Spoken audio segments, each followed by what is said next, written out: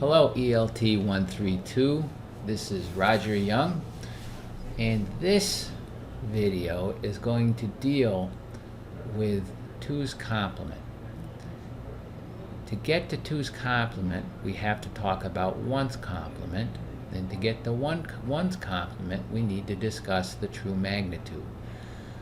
So up to this point, all of our binary numbers have been positive, all right? So now we're going to start including negative numbers. To display a negative number in binary, to write it, you have a sign bit.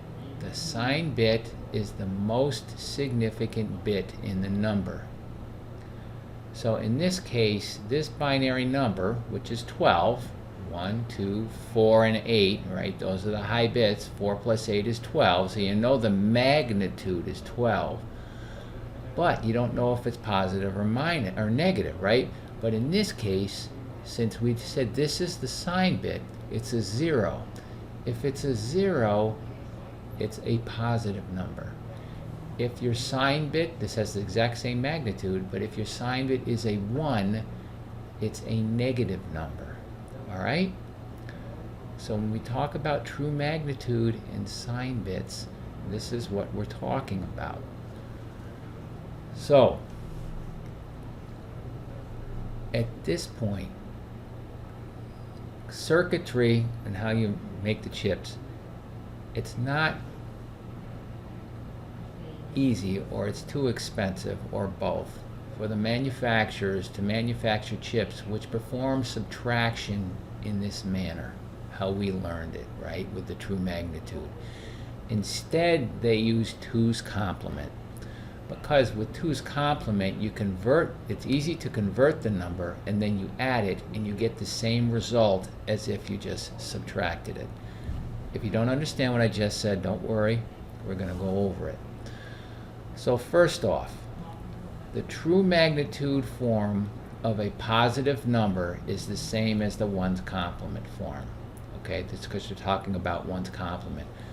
So this right here, since it's a positive number, we're representing positive 12. This is the same as 1's complement, and it's also the same as 2's complement, which you'll see shortly. All right. So if you're writing a positive number, you want to represent a positive number in 1's complement, it's the same as the true value, which is just like this, what you've learned. But if you want to represent a negative number, negative 12 for example, if you want to represent a negative number in 1's complement, there's a process you have to go through.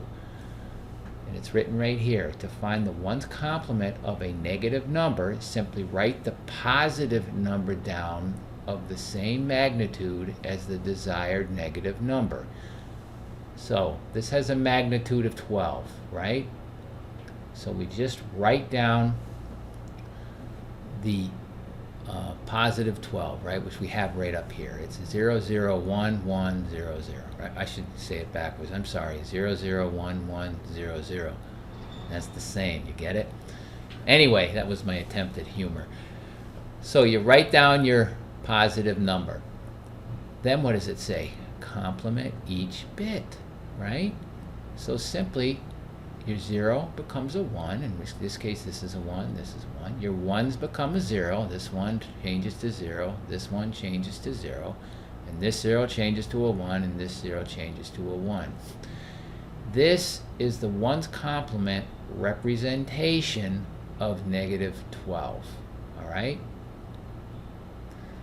Now, finally, then we have to go to 2's complement, because this is the form which you're going to use. All right? To get to 2's complement, you simply add 1. That's all there is to it. Plus 1. Let's draw this down here. What's your 1 and 1 is equal to what? 0, right? Carry the 1. 1 and 1 is what? 0. Carry the 1. 1 and 0 is 1. And then we have 0, 1, 1. I brought this number down, right?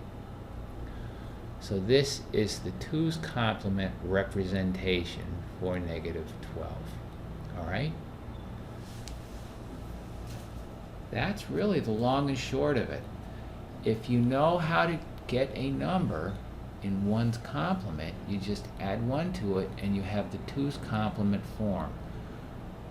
Now, once you have it in the 2's complement form, there are other things you can do to perform subtractions, and we'll talk about that later. But what this video specifically is intended to show you is how to take a number and convert it to 2's complement. I hope this video has been helpful to you, and if you have any questions, obviously we'll be in class, and I'll see you soon. Thank you.